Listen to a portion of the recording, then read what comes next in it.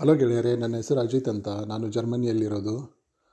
ಕವಿತೆಗಳನ್ನು ಬರೆಯೋದು ನನ್ನ ಹವ್ಯಾಸ. ನಾನು ಬರೆದಿರೋ ಕವಿತೆಗಳನ್ನು ನಿಮ್ಮ ಮುಂದೆ ತರುವ ಒಂದು ಚಿಕ್ಕ ಪ್ರಯತ್ನ ಮಾಡ್ತಾಯಿದ್ದೀನಿ. ನನ್ನ ಯೂಟ್ಯೂಬ್ ಚಾನಲ್ನ ಇದು ಮೊದಲ ಕವಿತೆ. ಈ ಕವಿತೆ ಇರೋದು ತಾಯಿಯ ಬಗ್ಗೆ.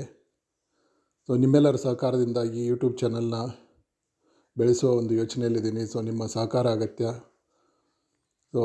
ಬನ್ನಿ ನೋಡೋಣ ಮೊದಲ ಕವಿತೆ.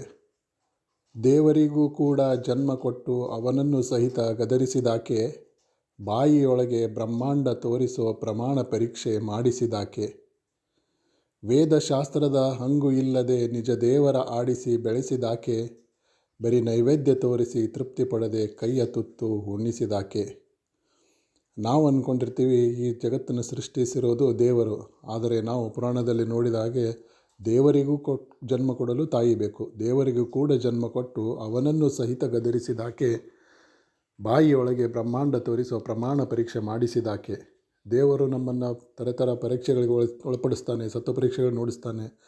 ಆದರೆ ದೇವರಿಗೆ ಪ್ರಮಾಣ ಪರೀಕ್ಷೆ ಮಾಡಿಸಿದಾಕೆ, ವೇದಶಾಸ್ತ್ರದ ಹಂಗು ಇಲ್ಲದೆ ನಿಜ ದೇವರ ಆಡಿಸಿ ಬೆಳೆಸಿದಾಕೆ. ನಾವು ದೇವರ ಮೂರ್ತಿ ಮುಂದೆ ನಿಂತು ಅದನ್ನೇ ಹೆಮ್ಮೆ ಪಟ್ಟುಕೊಳ್ಳೋ ಕಾಲದಲ್ಲಿ ನಿಜ ದೇವರ ಆಡಿಸಿ ಬೆಳೆಸಿದಾಕೆ, ಬರೀ ನೈವೇದ್ಯ ತೋರಿಸಿ ತೃಪ್ತಿ ಪಡದೆ ಕೈಯ ತುತ್ತು ಉಣ್ಣಿಸಿದಾಕೆ.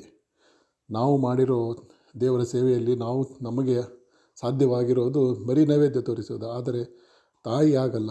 ನೈವೇದ್ಯ ತೋರಿಸಿ ತೃಪ್ತಿ ಪಡದೆ ಕೈಯ ತುತ್ತು ಉಣ್ಣಿಸಿದಾಕೆ. ಜೀವ ಭಯದಯ ನವಮಾಸ ಶಿಕ್ಷೆಯ ಆನಂದದಿ ಸ್ವೀಕರಿಸಿದ ಎರಡಕ್ಷರದ ದೇವಿ, 9 ತಿಂಗಳಲ್ಲಿ ಕಷ್ಟ ಎದುರಿಸಿ ನಿರ್ವಾಣ ಪಡೆದವಳು ಧರಿಸದೆ ಕಾವಿ. ಸೃಷ್ಟಿಯ ರಚಿಸಿ ಕೈ ತೊಳೆದುಕೊಂಡ ದೇವರು ಸಲುಹಿಕೊಂಡು ಬಂದ ಸಿಹಿ ನೀರ ಬಾವಿ. ದುಃಖ ಶಮನ ಮಾಡುವ ಮಾಟಗಾರತಿ ಇವಳು, ಒಂದು ಸ್ಪರ್ಶಕ್ಕೆ ಮಕ್ಕಳ ನೋವು ಆವಿ. ಜೀವ ಭಯದ ಒಂದು ಭಯ ಇರುವಾಗಲೂ ಕೂಡ ಅದನ್ನು ಆನಂದದಿಂದ ಸ್ವೀಕರಿಸಿದ ಎರಡಕ್ಷರದ ದೇವಿ, 9 ತಿಂಗಳಲ್ಲಿ ಕಷ್ಟಗಳ ಎದುರಿಸಿ ನಿರ್ವಾಣ ಪಡೆದವಳು ಧರಿಸದೆ ಕಾವಿ. ನಿರ್ವಾಣ ಪಡೆಯಲು ಒಂದೇ ಒಂದು ಮಾರ್ಗ ಗೊತ್ತಿರೋದು, ಧರಿಸದೆ ಕಾವಿ ಧರಿಸೋದು. ಆದರೆ ನಿರ್ವಾಣ ಪಡೆದವಳು ಧರಿಸದೆ ಕಾವಿ. ಸೃಷ್ಟಿಯ ರಚಿಸಿ ಕೈ ತೊಳೆದುಕೊಂಡ ದೇವರು.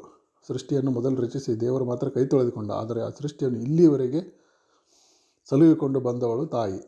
ಸೃಷ್ಟಿಯ ರಚಿಸಿ ಕೈ ತೊಳೆದುಕೊಂಡ ದೇವರು ಸಲುಹಿಕೊಂಡು ಬಂದ ಸಿಹಿನೀರ ಬಾವಿ. ದುಃಖ ಶಮನ ಮಾಡುವ ಮಾಟಗಾರತಿ ಇವಳು, ಒಂದು ಸ್ಪರ್ಶಕ್ಕೆ ಮಕ್ಕಳ ನೋವು ಆವಿ. ಬನ್ನಿ ಇದು 3ನೇ ಹಾಗೂ ಕೊನೆಯ ಚರಣನ ನೋಡೋಣ. ತಾನು ಮಾಡುವ ಮಹತ್ ಕಾರ್ಯಕ್ಕೆ ಗೌರವ ಸಿಗದ ಕೋಪವಿಲ್ಲ, ಸಾಕಿ ಬೆಳೆಸಿದ ಮಗು ತಪ್ಪಿದಾಗ ಋಷಿಗಳ ತರಹ ಶಾಪವಿಲ್ಲ. ಅವಳ ತ್ಯಾಗ ಸ್ತುತಿಸುವವರೆಲ್ಲ ಅವಳಿಗಾಗಿ ಕಟ್ಟಿದ ಸ್ತೂಪವಿಲ್ಲ. ದೇವರಿಗಿಂತ ಮಿಗಿಲಾದರೂ ಕೂಡ ಗುಡಿ ಗೋಪುರದಿ ಅವಳ ರೂಪವಿಲ್ಲ. ಇಷ್ಟೊಂದು ಮಹತ್ ಕಾರ್ಯವನ್ನು ಮಾಡಿದರೂ ಅವಳಿಗೆ ಗೌರವ ಸಿಗದೇ ಇದ್ದಾಗ ಕೋಪವಿಲ್ಲ. ತಾನು ಮಾಡುವ ಮಹತ್ ಕಾರ್ಯಕ್ಕೆ ಗೌರವ ಸಿಗದ ಕೋಪವಿಲ್ಲ, ಸಾಕಿ ಬೆಳೆಸಿದ ಮಗು ತಪ್ಪಿದಾಗ ಋಷಿಗಳ ತರಹ ಶಾಪವಿಲ್ಲ. ಜೀವನದಲ್ಲಿ ಉತ್ತುಂಗದ ಜ್ಞಾನವನ್ನು ಪಡೆಯಲು ಒಂದೇ ಒಂದು ಮಾರ್ಗ ಅಂದರೆ ಸ್ಪಿರಿಚುವಲ್, ಇಲ್ಲ ತಪಶ್ಚರ್ಯ ಅಂತೀವಿ. ಅದನ್ನು ಋಷಿಗಳು ಅನುಸರಿಸ್ತಾರೆ. ಆದರೆ ಯಾರಾದರೂ ಇಷ್ಟೊಂದು ಉತ್ತುಂಗ ಶಿಖರದಲ್ಲಿ, ಜ್ಞಾನದ ಉತ್ತುಂಗ ಶಿಖರದ ಮುಟ್ಟಿದರೂ ಕೂಡ ನಾವು ಇತಿಹಾಸದಲ್ಲಿ ಕಂಡಿದ್ದು, ಋಷಿಗಳು ಕೂಡ ಯಾರಾದರೂ ತಪ್ಪಿದರೆ ತಕ್ಷಣ ಶಾಪ ಕೊಡ್ತಾಯಿದ್ರು. ಆದರೆ ತಾಯಿ ಮಾತ್ರ ಅವರಿಗಿಂತ ಒಂದು ಮೆಟ್ಟಿಲು ಮೇಲೆ. ಸಾಕಿ ಬೆಳೆಸಿದ ಮಗು ತಪ್ಪಿದಾಗ ಋಷಿಗಳ ತರಹ ಶಾಪವಿಲ್ಲ. ಅವಳ ತ್ಯಾಗ ಸ್ತುತಿಸುವವರೆಲ್ಲ ಅವಳಿಗಾಗಿ ಕಟ್ಟಿದ ಸ್ತೂಪವಿಲ್ಲ. ಎಲ್ಲರೂ ಹೊಗಳುವರೆ, ಆದರೆ ಅವಳಿಗಾಗಿ ಕಟ್ಟಿದ ಸ್ತೂಪಗಳಿಲ್ಲ. ದೇವರಿಗಿಂತ ಮಿಗಿಲಾದರೂ ಕೂಡ ಗುಡಿ ಗೋಪುರದಿ ಅವಳ ರೂಪವಿಲ್ಲ. ಇದೇ ತಾಯಿಯ ಬಗ್ಗೆ ಇರುವ ನನ್ನ ಕಲ್ಪನೆ. ನಾನು ಅಂದ್ಕೊಂಡಿದ್ದೀನಿ ಈ ನನ್ನ ಒಂದು ಚಿಕ್ಕ ಪ್ರಯತ್ನ ನಿಮಗೆ ಇಷ್ಟ ಆಗಿದೆ ಅಂತ. ಇಷ್ಟ ಆಗಿದ್ದರೆ ನಿಮ್ಮ ಸಹಕಾರ ಹಾಗೂ ನಿಮ್ಮ ಕಮೆಂಟ್ಸ್ ಅಗತ್ಯ.